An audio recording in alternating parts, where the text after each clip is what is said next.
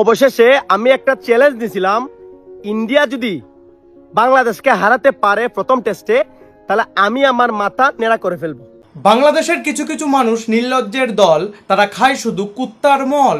অবশেষে ইন্ডিয়ার সাথে প্রথম টেস্ট হারার পথে বাংলাদেশ। এই বাংলাদেশি ভাই খুব বড় মুখ করে বলেছিল যদি ভারত জিতে যায় তাহলে নাকি মাথার চুল ন্যাড়া করে ফেলবে।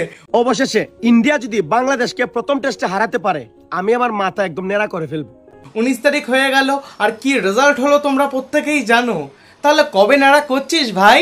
হ্যাঁ, এখন বাংলাদেশের বোলাররা, ব্যাটসম্যানরা, বাংলাদেশের প্লেয়াররা যে ধরনের লজ্জিত ক্রিকেট খেলতেছে, এখন মনে হচ্ছে তাদের জন্য আমার মাথার চুল আর একটাও থাকবে না। আরে বাংলাদেশি বেতক ঘোড়ার ওপর কখনো বাজি ধরতে নেই। আর বাংলাদেশি ক্রিকেট টিমটা কেমন বলতো, একটা বেতক ঘোড়ার মতো, ওদের ওপর বাজি ধরেছিস আর খেয়ে দে কাজ পাসনি। হ্যাঁ না পিতাই না, আমার মাথা কুদালিলে চাচা লাগবো, এছাড়া আমার আর অপশন নাই।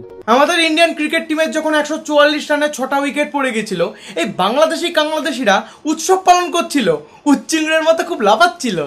ইন্ডিয়ার নাকি উইকেটই ফালানো যাবে না, ইতিমধ্যে তারা অল আউট।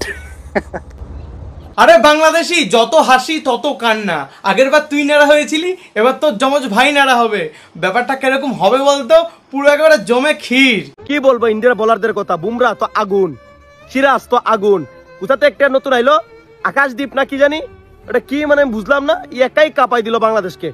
3 পেসার মিলিয়া বাংলাদেশকে কুপকাত করে লাস্টে যাদের যা একটু মশলা মাখাইয়া বাংলাদেশকে খাইয়ে দিছে।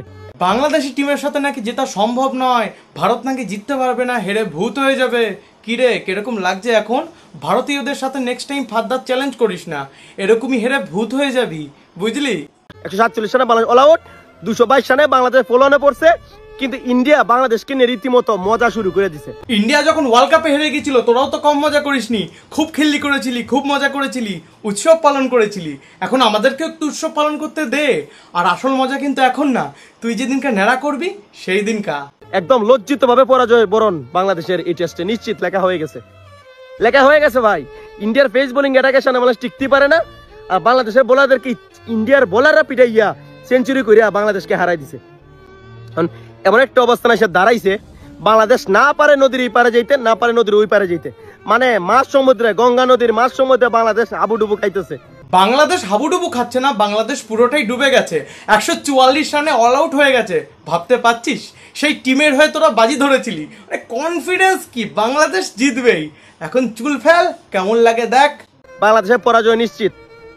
কি এখন কথা হচ্ছে দাদা, কিভাবে বাংলাদেশ এই টেস্টে বাঁচবে, কিভাবে জিততে পারে, বা কিভাবে সমীকরণ এই মুহূর্তে বাংলাদেশ আর ইন্ডিয়ার সমীকরণটা কি হতে পারে? বাংলাদেশ আর ইন্ডিয়ার সমীকরণটা কি হবে সেটা আমি তোকে বলছি।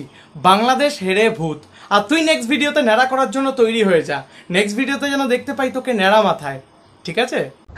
376 রানে অল আউট হয়ে গেছে ইন্ডিয়া, 144 রানে অল আউট হয়ে গেছে বাংলাদেশ। হ্যাঁ।